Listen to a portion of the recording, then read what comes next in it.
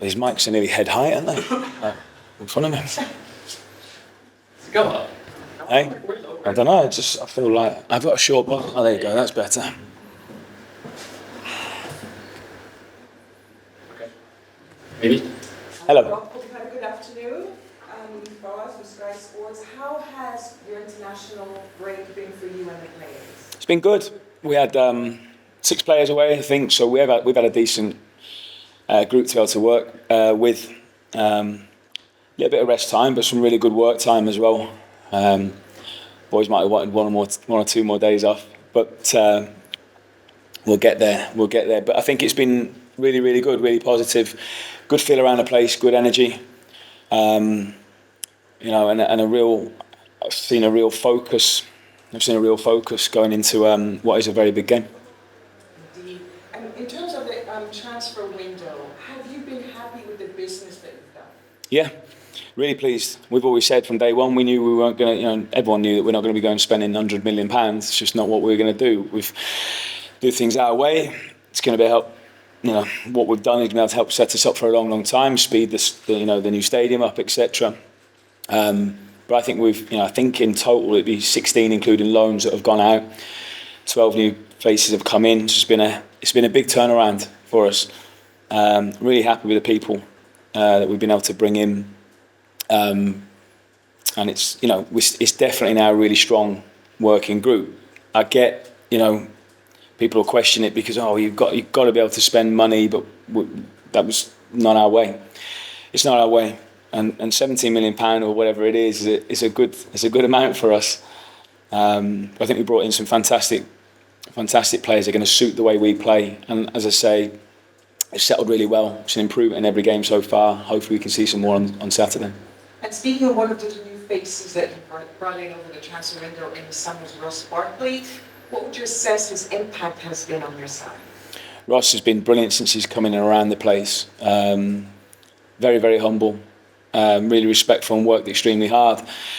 We haven't seen the best of him yet because it's never going to happen. He's not had a full pre-season. He's been training on his own for the majority of pre-season. We sort of rushed him to get him back quickly, and to get him up to speed quickly. But it's still going to take some time for us to see the best in him. But there's no pressure from our point of view on that. I'm really excited to see where we can get him to and the levels that we can get him to in the coming weeks and months. But around the place, he's been really, really good.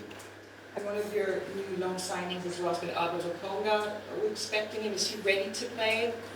Sambi will be, he's in and amongst it. He's ready and available for selection. We're delighted to get him over the line. Really, really pleased. Very good footballer. He's trained very well over this last couple of weeks as well, so he's available for selection. And so far in the season, when you've played away, you've lost your matches. How do you expect, hopefully, to get a win against Fulham, who you're playing away this weekend? Every game away in the Premier League, especially for the newly promoted sides, is difficult. And Saturday will be no different. Fulham are a very good footballing team. We've had a really difficult run of fixtures recently, Fulham, but they're a very good team. We're aware of their strengths. Marco Silva's the top manager. So it's going to be difficult. What we've got to make sure we do is learn from all elements of the 3 games that we've had so far. It's only been 3 games, but I think we've improved in each of the 3 of them. We've got to make sure we don't give any gifts away. We've got to make sure that we're very, very compact and resilient when we need to be. We're going to need to defend the box very well, but be more ruthless in those transitional moments or when we do get those opportunities to have attempts on goal. We had more shots, more attempts than West Ham in the last game. Maybe more better chances as well, but still came off on the losing side. So we've got to make sure that both ends of the pitch we're more ruthless. Thank you. Marco, good afternoon. Good to see you again. Good to see you. Team news, please, ahead of the weekend. In terms of fitness, everyone should be available and fit. Yeah, we've got a good working group, so everyone's fit and available. We've got some of the long-term ones, obviously Gay Bosho, Jordan Clark, Dan Potts aren't available, but we've got a good group to pick from. Obviously a few of the lads have only just come back in. Amari Bells, and he landed at 10:30 this morning from him being away, so we've got to assess him, but he's fine.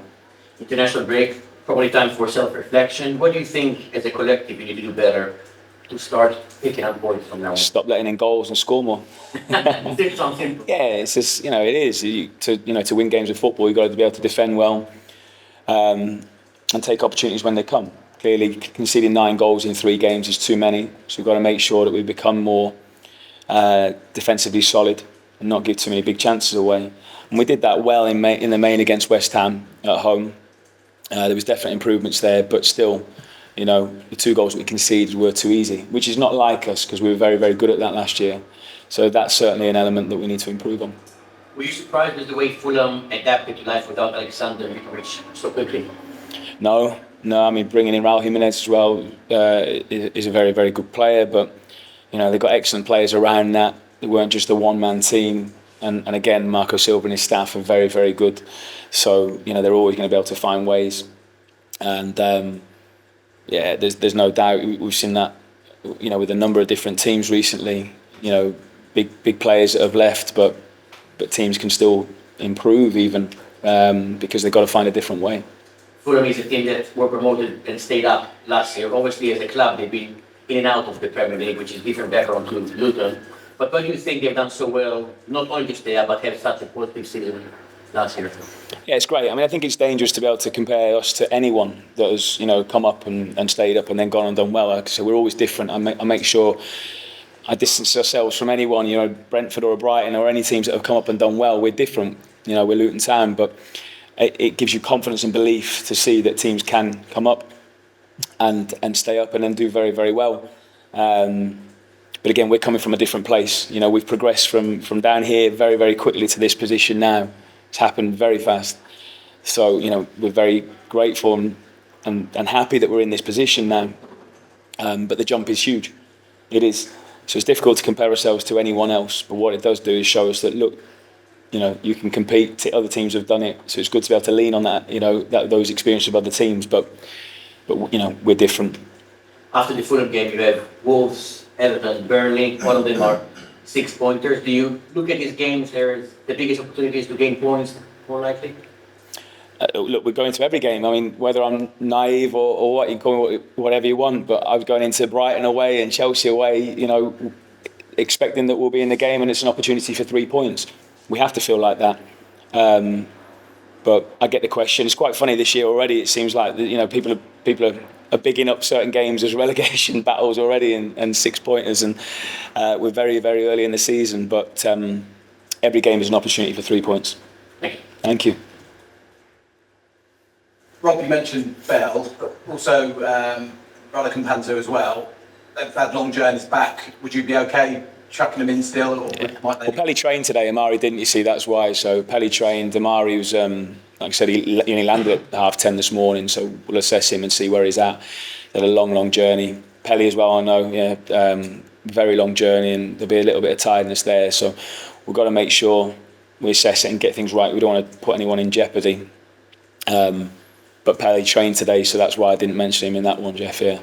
Your captain, Tom Lockett, is he okay? Yeah, he's trained and trained well over the last few days. And Kabore, I don't think he featured, did he, when he was on internationals? Was that just... He's all right. He's trained as well. Yeah, so he's okay. The new signings, you mentioned Lokonga. Slightly different player to what you've got maybe in midfield, and might be able to work alongside Nakamba. Might that dynamic in that midfield area change now that he's here? We'll have to see. I mean, what he does, it gives us some different options. He can play as an 8, certainly. He can play deeper as well, and offer a little bit of different balance in that midfield area. Certainly gives us someone I think is very comfortable on the ball, can give us maybe a little bit more control at times. But yeah, another option in there and real competition in that midfield slot. And I think I'd said it when we brought him in. There's Marv really is sort of alone in that position as a holding midfield player. Sambi's someone who can do that role as well and operate higher. So I think it was a really good acquisition for us. What's his sharpness like? Is he match sharp? Is he match fit? Yeah, he's been training very well, at Arsenal, and then he's had 2 full weeks with us as well. So, he's available for selection certainly. And what about Mengi? Do you see him as another one who goes straight into the squad if need be? He's trained really well. He's another one. We brought T in obviously for the here and the now, but obviously for the long-term future as well. I mean, he's a fantastic age, and already. I mean, he's a real physical specimen as well, but he has had one or two issues in the past. So we've got to make sure that he's ready, which he's looking really, really good at the moment. But there's not as much pressure on him straight away to have to come in and play. But he's looking very, very good, and he's certainly in the mix as well because. If he's training as well as if he consistently trains as well as he has been, then he's going to be, he has to be in the mix for selection because he's looked very, very good. But I'll repeat it again: as a young player and one or two injuries in his recent past, the pressure's not there as much to have to come in straight away and perform and play straight away. What did you make of Mads in that last game? Because he was playing League One last season, and now he's playing in the Premier League up against top striker. He did well. Yeah, well, he did, and that's why we brought him to the club. We believe in him. He's brought in real competition again, particularly for that central role, along with Locks. We lost. Sonny moved on. I think it was important then to make sure we brought someone in like Mads. We see again a long-term plan for him, but he's played a lot of football already. We brought him as well to the football club because we believe he could play in any of the three positions along that back line. If we're playing three centre backs. So I've been delighted with him so far. Is it the case that we're going to maybe say this a while, that it's just a case of improving game by game in the Premier League? Is that probably the simplest way of saying it? And that's what we're trying to do. You're always trying to improve, aren't you? I think Manchester City will be trying to improve game on game and week by week as well. So we'll be no different to anyone else. But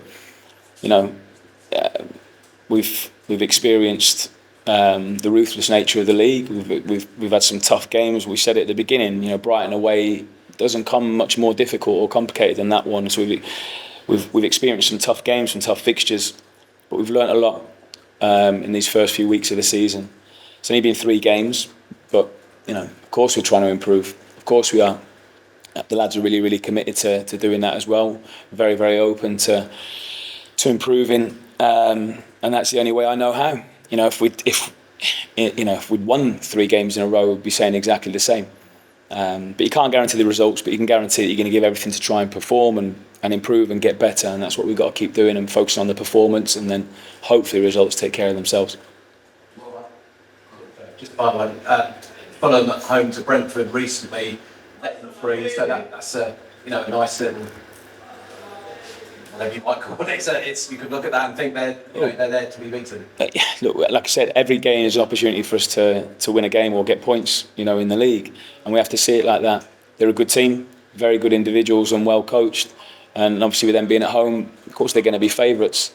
But we'll go there with a real game plan and look to try and build on what was in the main a good performance against West Ham, and we'll certainly be looking to try and win the game. Well, Marco Silva, what is it about him what you rate so much in the manager? What sort of attributes does he bring to the table as well, tactically?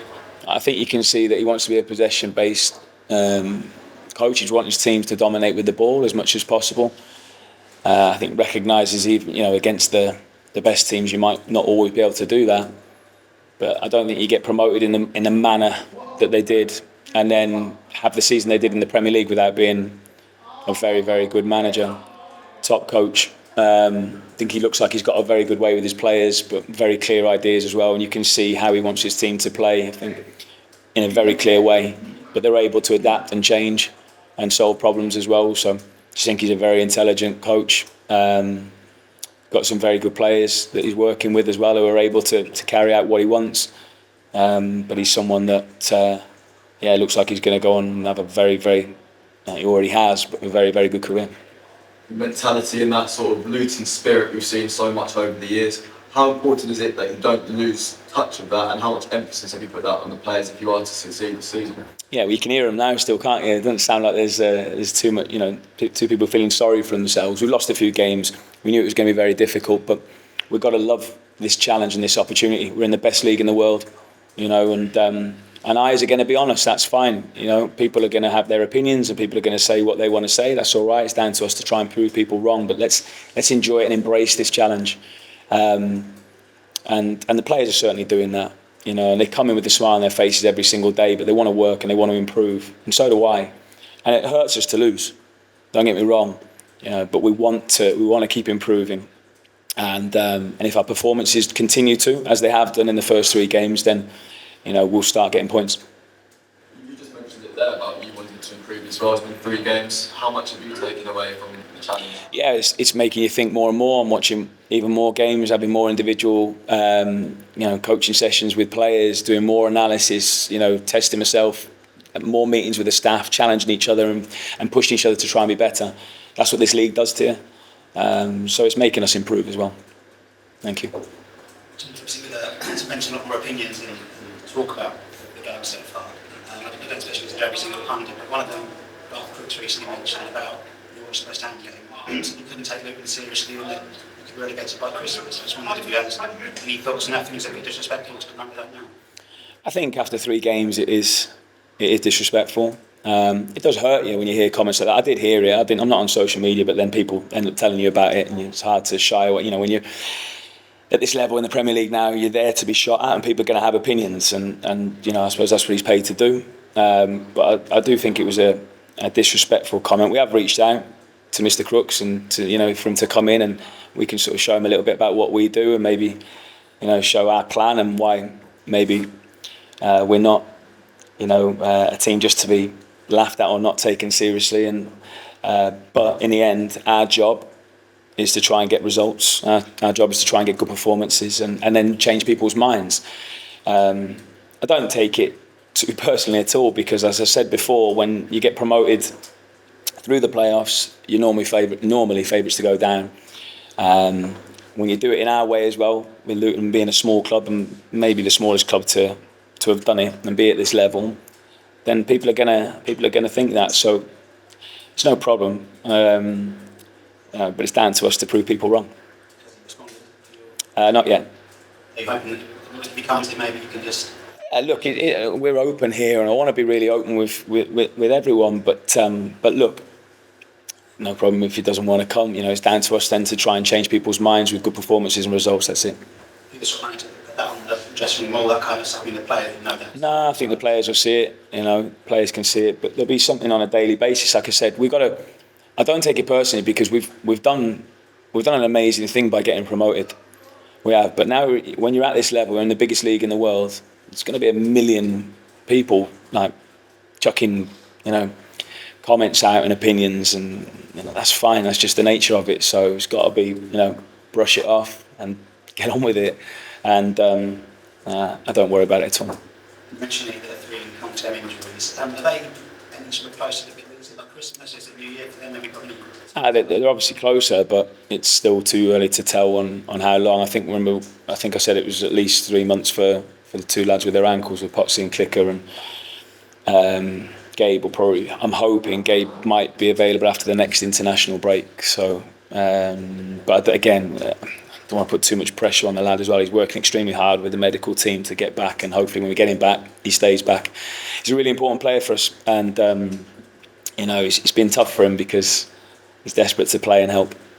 You mentioned Morris, well, is it a concerned amount of football he's played recently? Because obviously the summer he didn't get a break, he was away with Jamaica, and he's been playing with his time as well. So it is something that we've got to be aware of as well, because we don't want to break him. He's really important for us. He's had a lot of travelling, played a couple of games again now this week. You're right, without any break. And I'll repeat myself again, got back in at 10:30 this morning, landed and straight into training. So we're going to have to get that right with him as well, because again, really important player, but we don't want to break him. And the squad list was confirmed today with Mengi being on 21. There's a space available. So would you look in the free agent market, or is that something you wait till January and see? We'll see. I mean, I don't want to ever rule anything out, but I'm pretty happy with the group that we've got now, and I don't see too much happening. But I'll never say never. I'll leave you with that. But we're not working on anything at the moment now, mate.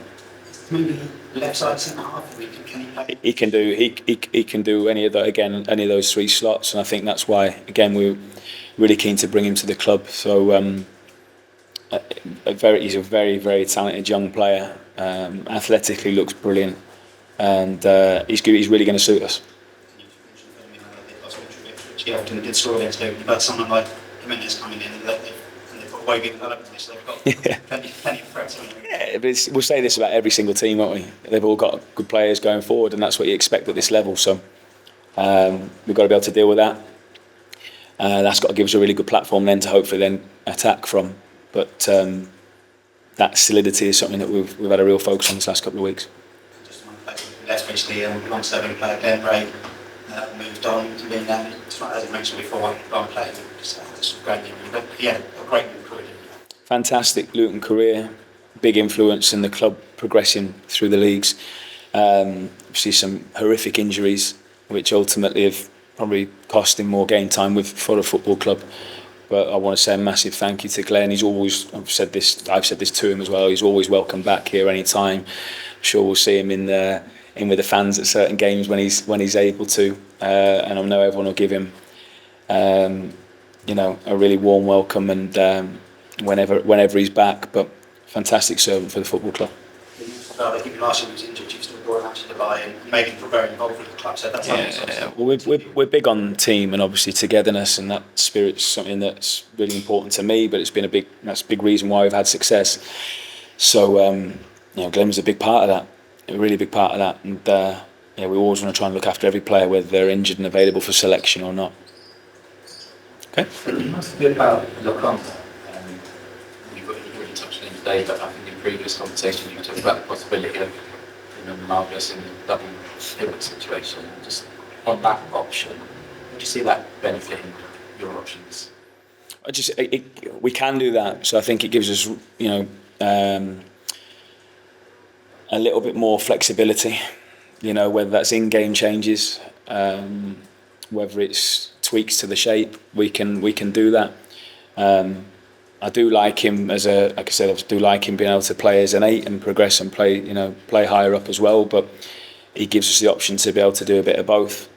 Hopefully we're not. But if we're missing Marv as well, he's someone that can play in there on his own if needed. So I think it was important to be able to get someone like that who had flexibility within the midfield to play in all of those positions. And because he's an intelligent footballer who's very good technically, he can do that. But if there's a certain game where we think that we might need to change it up a little bit, and whether that's in-game, he gives us the chance to be able to do that. Maybe a little bit more so than one or two other midfielders who would like to be, probably thinking forward first. Does that give you more options then to maybe think the midfield and attack more? Potentially, like I said, he can give you a bit more control because I think he's a technical footballer who wants to get on the ball. He'll be brave. And he can do that from higher up, he can do it from deeper. But you'd like to think, he can give us a little bit of that link and a little bit of control. And though he's young, combined with appearances like with Arsenal and Palace, he's probably played a season's worth of Premier League football, so much of a benefit as well. Yeah, he's got good experiences throughout his career so far, whether it's abroad or here in the Premier League. So another one that we've managed to bring in that have, again, experienced this level. So it's not a shock to him, knows the standards and knows what the league's about, and I think that was important as well. It wasn't the be-all and end-all in our recruitment, but I think it was important for us to get someone who knows where he's coming into. Thank you. All good? Oh, sorry. Luton's always been a club with international player prowess in some capacity or another, and yourself being captain of Wales, can you tell us, you've got a good core of players that have just been away? What does that bring to a change room, that international experience? Pride, I think it's great. I think the lads they enjoy watching their colleagues, their teammates, their friends going off and representing their countries. It is, it's a fantastic accolade. It's brilliant to represent your country. It's up there with the best things that you can do in the game. And you go in our gym and you can see how proud the lads are. There's some shirts hanging up of their international shirts hanging up in the gym. The players that represent the country. So I think everyone's really proud of that. But so I think it could be inspirational as well for the rest of the group, because there'll be some that will be having their sights set on that. Breaking into their international teams, and there's no better platform to be able to do that than being in the Premier League and performing well. So I think it can be inspirational for the teammates who are still here in those couple of weeks training with us. And the first few Luton games, obviously, it's been a bit stop-start, out of control. Is that always progressive, or is it a little bit limiting in some sense? With momentum and training. Yeah, no, I don't mind, to be honest, because I think it's allowed us to really train hard and work on certain things as well that we see that we need to try and improve on as well and keep building. So I think having that extra break where the Burnley game was off, I think allowed us to try and get some really good quality work into the training and this international break as well. It's out of our control, like you say, so we have to just deal with it. But I try and look at that as a real positive. I think we can get some quality work into the lads on the training ground, and we've still got that core that have helped us over a number of years now to get us to where we are. But there has been a lot of turnaround as well. So the more we can train together, get an understanding, the better. Thank you, everyone. Good luck, thank you. Thanks very much. See you later.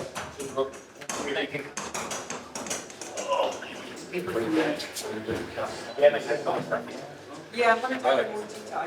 Cheers, buddy. Top man.